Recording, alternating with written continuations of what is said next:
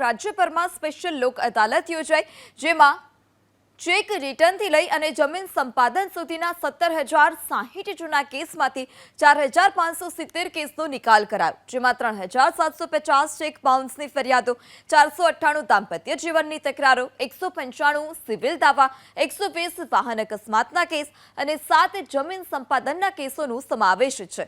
આ કેસોમાં કુલ 110 કરોડના એવોર્ડનો પણ સમાવેશ। ગત 3 વર્ષમાં લોક અદાલત વૈકલ્પિક તકરાર નિવારણનું એક મજબૂત માધ્યમ છે।